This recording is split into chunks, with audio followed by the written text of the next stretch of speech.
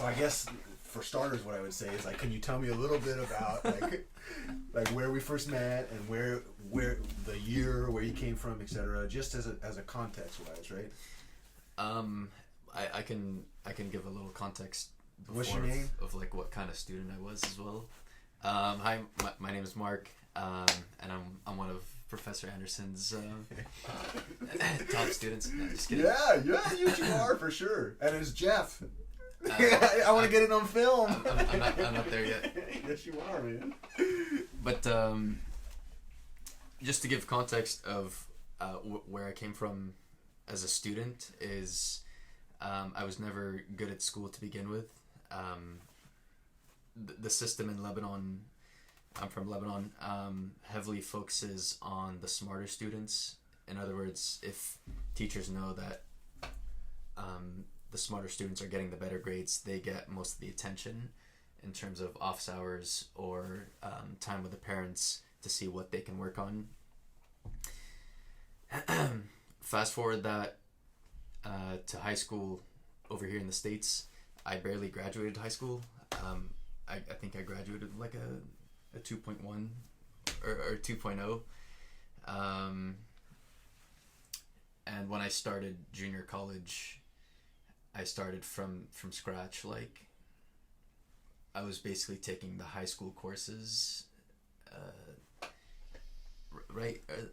I was taking the basic of basic courses for junior college that were not considered college courses yet. Non-transferable yet. Like the developmental pre-college rec classes. Right, so like English, math, the sciences or whatever. So I was probably doing that for a year, and then I transferred to Foothill, where I was still confused at this time. I was looking into like the sciences, which is where I ended up meeting you in calculus, but yeah, you blew my socks off in that class. Yes, you did, man. You were like, if I was a better teacher, I would have captured that too. I was still a little weak back then, you know. I think you were like in your third year of teaching. Maybe. I remember you were like 30. So it might have been the second year. I was young and dumb. Now right. I'm just old and dumb. No comment. But up until I met Professor Anderson, I didn't have any systems in place to know how to study. I didn't know what it meant to be a good student, and I didn't know how to take advantage of school to benefit me in terms of career or just my intellectual pursuits. And the whole reason why I took you was because, do you remember Catherine? Yeah, Mavramati? Yeah. I remember her really well. So I was thinking about what teacher to take for calculus, and she's like, you have to take Professor Anderson. So that $5 I paid off, huh? You're like, I have a referral program. Yeah, good. $5 for every lead you pull in. It worked. So I'm like, all right, I'll take him and see what happens. And I remember on the first day of class, somewhat the way you presented yourself was in a way that I have never seen a professor present themselves, which, if I were to summarize the message, you basically said that I don't care where you came from. To be an intellectual takes it takes discipline, hard work, and a lot of perseverance, and that resonated a lot with me because I thought intellect was something. God, get him. Either that or like you're privileged to have because your parents went through school or they were educated, so then that went down to the kid, which I saw a lot of in Lebanon and in here. Because my parents didn't go to college. My dad dropped out and my mom finished high school, and that was that. But when you said that, it resonated a lot, and I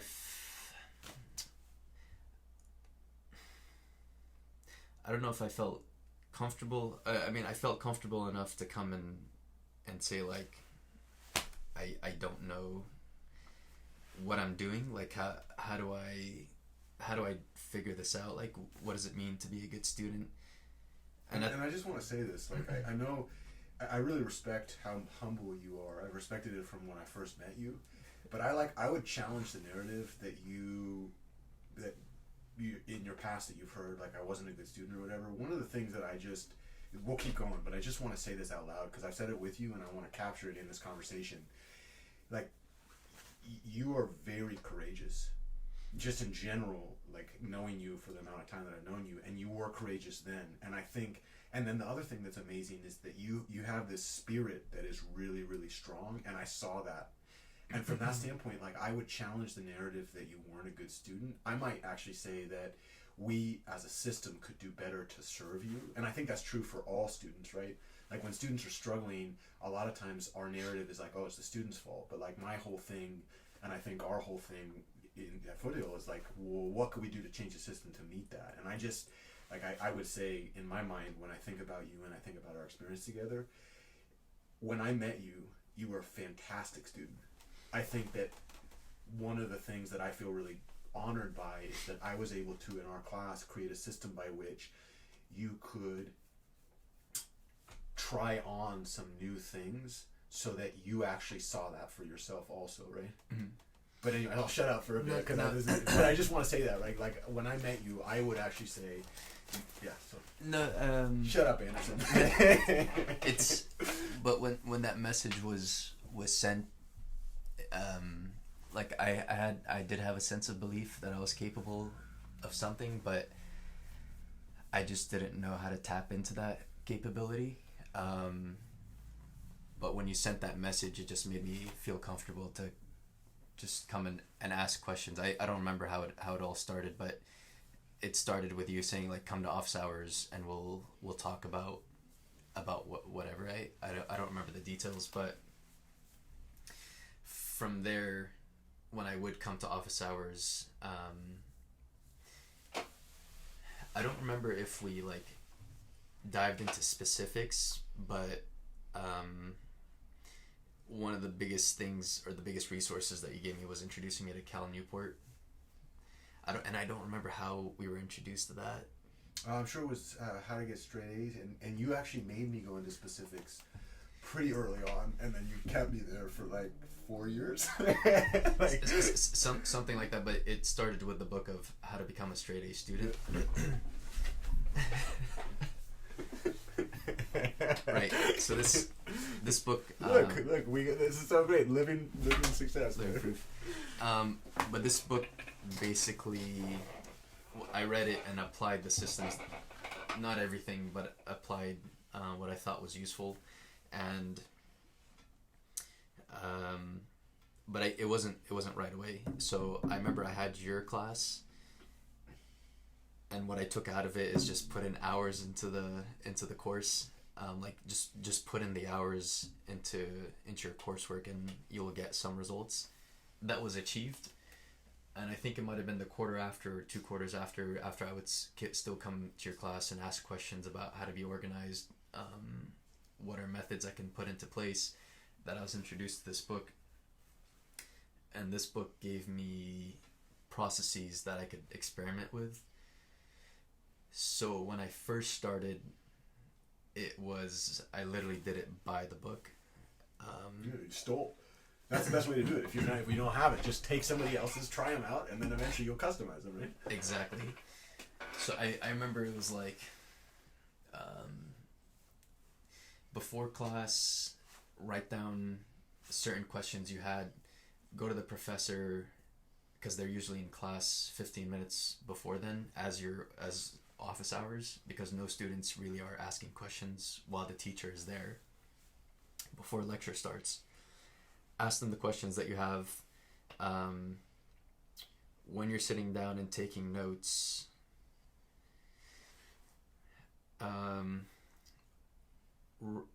write down the notes, and on the side of the notes have like symbols that you can write down. Like if we're doing something in your calculus class, and I'm writing down the notes, and it's something I didn't understand, then I would like put a question mark and point it to whatever concept that was, so that I can refer back to it when I come back to you. Ask as many questions as possible in class, even if it's stupid. And then after class, spend those 5 or 10 minutes that the professor's there, because most professors are still in class after it's done. And then take like a 10-minute break or something, go somewhere quiet, and then rewrite the notes that you took in class, but organize them, and then on the side of the notes, ask what questions write down what you were confused on, so that you can go to their office hours and ask them. And rewriting those notes helped with the memorization of it, because things were fresh, and it made things cohesive. I also remember if you're trying to memorize terms or concepts, do flashcards. And the best way to memorize them is like if you're walking to class, just have those flashcards on hand. Or if you're sitting down waiting for class but you didn't have any questions, just go through them as a good, just maximizing your time, even if it's 10 minutes here or 15 minutes there. So let me ask you this. So these are things you remember. How did you use them? Because one of the things I would love to capture that if we can do it, because it's just you've like knocked me off my feet, right? But this is like straight from the book. Oh, I see. So you're recalling it, right? I'm recalling the process that I went through, like stealing literally what was in the book and just applying it. Which is awesome. So let me just say this. Let me call out the genius that I hear, right? Number one, you actively searched for guidance. Number Yes. two, you did hard work to capture new ideas. Yeah. Number three, you shopped as if you were in a shopping mall or shopping. Like you took ideas out of that space that you had to collect using work. You put them in your own cart, and then you tried them. And I didn't know if they would work. You had no idea. Like there was no specific return, right? No, because this was all new. Yeah. Because that's all genius. And I would be willing to bet. I would ask you, like, did they work immediately? Yeah. The one where I come in before class with questions and ask helped out a lot. Writing detailed notes, just writing notes as the teacher's speaking and putting symbols next to where I was confused, asking questions after, and then the biggest, like if we're doing the 80-20 rule, the smallest thing that had the biggest return was rewriting the notes, because that made things cohesive to the point where I didn't have to go back to my notes much. So I spent 30 minutes or an hour after class, which saved me hours. It's crazy, right? Like it's stupid. It's stupid crazy. yeah. Like why don't they tell you this? Right. So I did that for quarters. And one of the things that I was so moved by, and I continue to be moved by it, is that not only did you because you actually started to do a lot more, right? Like as we know each other more and more, you read more and more. You've given me a number of books on my reading list. Yes. Some of which I've actually finished, some of which are still there, right? But like one of the things that I noticed, the longer we knew each other, the more your mind became like a fishing boat in the ocean of study skills. Like you would just like throw these huge nets down, and then you'd be like grappling with something, and you'd come back and you'd be like, hey, what about this? Like, let's talk through this, right? Right. And one of the things, which is why I think it's hard to develop the study skills, is because you need to put in the hours first to then recognize what's useful, which is an investment. But if you're trying to be successful in this, then it really is worth the time. But I remember I had that system in place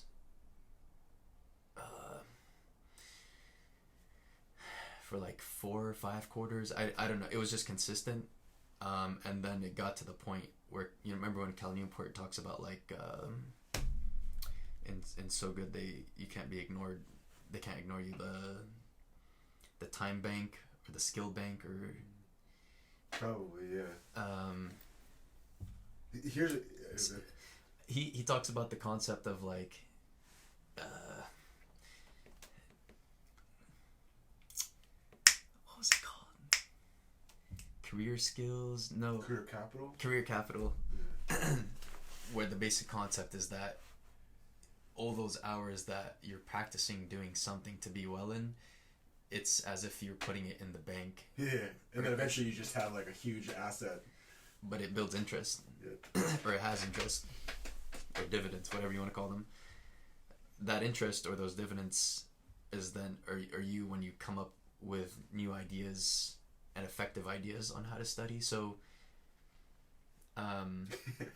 this is where after 5 or 6 quarters, I don't remember how long it was, I got so much efficient to the point where like I stopped doing flashcards, I stopped writing detailed notes. I would know what to write down because based on who the teacher is, I would know what information to put in my notes and what to ask. All learned skills. And I would know what to study for exams. Like I wouldn't go through all the details because the 80-20 rule, again, it's impossible for the teacher to test you on everything. Impossible. There's only a few important things that they will test you on. But those, that's what I knew to ask. I would ask the teacher what concepts will be on the exam, what should be focused on.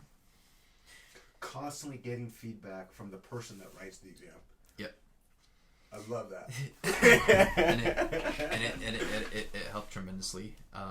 So can you, like, if you were to, let's do like a little like 3-minute commercial or something like that, right? So like imagine you only have 3 minutes. Capture the most successful, or not most successful, but like one of the most powerful mechanisms. You talked to me about when you used to do this at San Jose State, where you would like, I don't know if that's the one, right? But like the skill, you talked about like the almost like a surgeon with a scalpel when you would go in, I think right after class for like the 15 minutes. Like talk to me through that. So like imagine that you're talking with a student that had never done this before, right? That had never really figured out how to talk with teachers, and they're not sure if they should. And they're kind of open to the idea. Like, let's imagine you just finished, I don't know, an accounting class or a calculus class. You like set up the process by which you preempt the meeting, what you do with the professor, and what you do afterwards. In the like, you now have a fine wine, right? Mm-hmm. So like, walk us through the tasting experience of that wine. Like before, during, and after class. Yeah, just like the whole, set up the how you navigate this. What do you actually do when you're speaking with a professor? How do you come down in the form that you have eventually, like, you now, would you say in this space that you have something that kind of is super valuable for you? It's made things, it's super effective and efficient.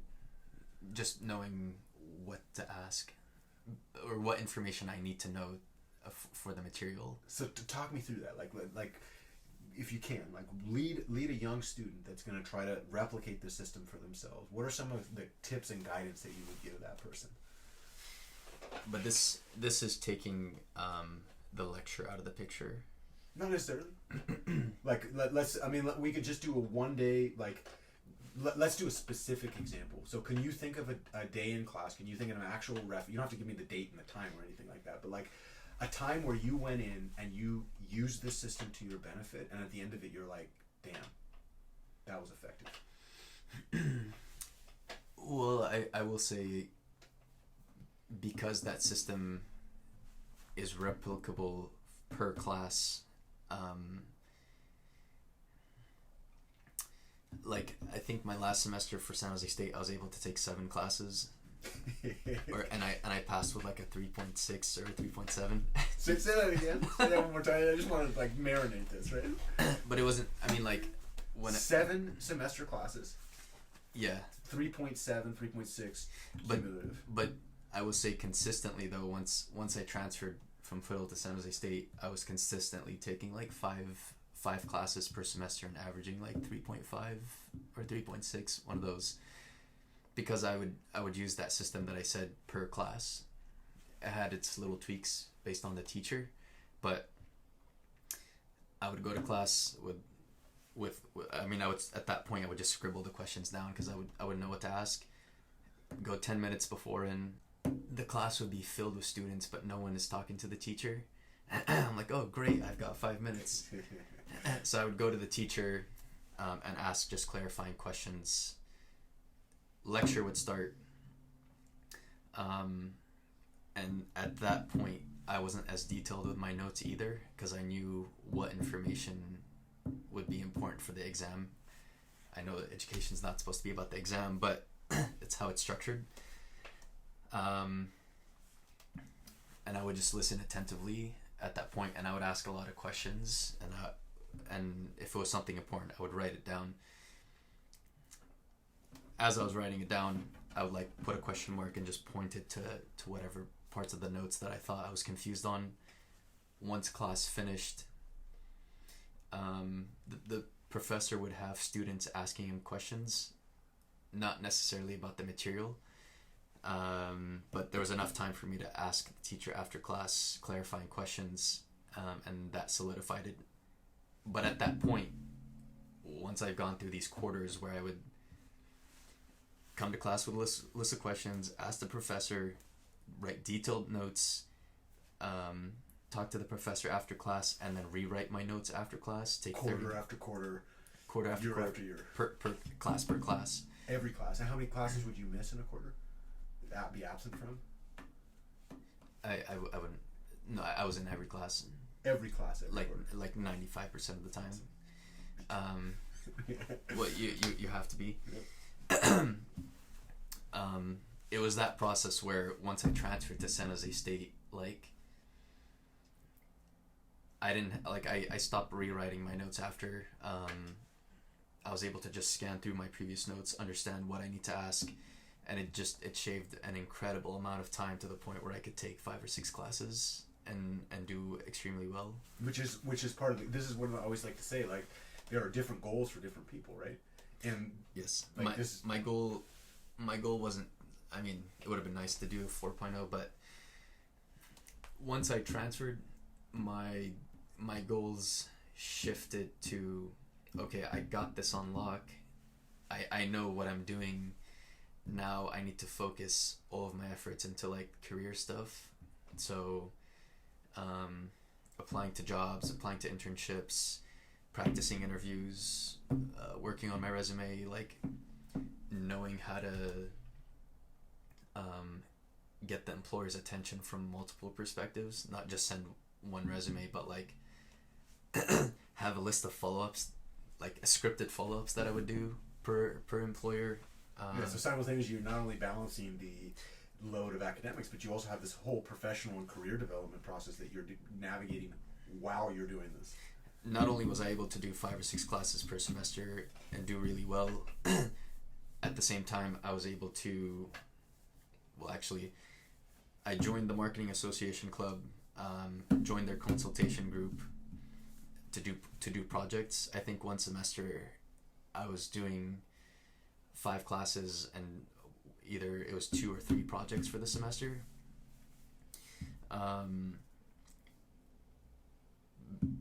What was it? You did some internships too, right? Did some internships. I don't know if I should say this, but at the same time, like from 2017 to 2018, me and a chef started our own edible cannabis business. So on weekends we would go to LA, or I would go to conventions, and we would like basically hustle and try to build our brand name and all this stuff. But that's awesome. I was able to do all that at the same time work, because I was working part-time. And and this is like I have a lot to say about like the idea of deep learning and the idea of like building knowledge, and there are students for which those skills are super important. I also have a lot to say about the idea that each of us makes our own education. We make the things happen, and I really like the point of the whole study skills discussion is to say, like, these are learned skills, number one. It's not the end. Yeah. It's not the end goal. It's to give you the space enough to like do the other important things while you're doing good at that institution. Yeah. Whatever those things are. Whatever those things are. But the point is to be so good at that studying skill that you can take massive advantage of the rest of the resources at the institution. Like that's what I think, or why I think those skills were important. Because if it wasn't for that, I would not have been able to do the rest of this. I wouldn't have been able to like join clubs, do projects on the side, be good at looking for work, and like figure stuff out. Right. Figure stuff out for my future. It would have been impossible. And those were things that you valued in that institution, right? Mm-hmm. Yeah, and I'm really happy we captured some of this, right? Because I've seen it and I've been really impressed with it, and like the thing that like the courage, the grit, the perseverance, the open-mindedness, and then the continual. One of the things that I really appreciate about you is the focus. You've cultivated over years this really intense focus, and you know, I see it when you tell the stories about this, but the faith that as you refine these things, as you try new stuff, and as we fail, I can't count. My failures are my biggest successes, and not because it sounds cliche, right? But the idea is like real growth requires iteration. Yeah. And I just like you've embodied that in that way, and it's really special to be able to capture that and to share it with future students. What would you say to somebody that's young? Like if you were to, now you have battle scars, right? Yeah. Right? I really do. Yeah. But what would you like me to, what was the question? Yeah, what would you say to somebody that's young, that's trying to figure out, like, how do I play this game of college? And what the heck is this guy, or this whole system talking about study skills? Like, why would I, that's not going to get me my A. Like, I need a little content, right? Mm-hmm. Do you remember that mindset?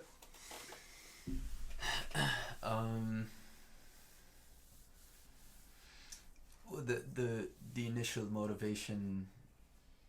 Well, the initial motivation first came from someone that would believe in that student, which was, in your case, that was from you. From there, it went from, oh, I can actually do this, but getting to the point where I realized why study skills were important were like a year or two down the line, where I recognized that this is why I should be good at this, because there's so many opportunities at university that has opened so many doors for me that if I was not good at the study skills, there would be no way that I would have the opportunities that I position myself to where I am now, because my time would be spent in studying. Learning how to study is not the end goal for college. The end goal for college is take advantage of the resources to catapult you in a position where you wouldn't have gotten to otherwise, or it would have taken you longer to get to otherwise. What a privileged world we live in, right? We're very lucky to be in this space. Absolutely. And I knew, based on the interactions that we had, and when you'd always plant the seeds of like take advantage of the resources. Once I transferred to university, I'm like, this is like a pool of opportunity. Massive. But I also knew like what I wanted and didn't want. Like what resources I was looking for. So that's, but again, if I didn't have those study skills, no way would I have been able to focus on the rest. So a little message, like what's the inspiring message you would give to a young, up and coming, someone that's fighting the game, someone's trying to figure this out? Like, what would you say to them? Forget them. What would you say to yourself? If you could go back and you could be like, what would you say?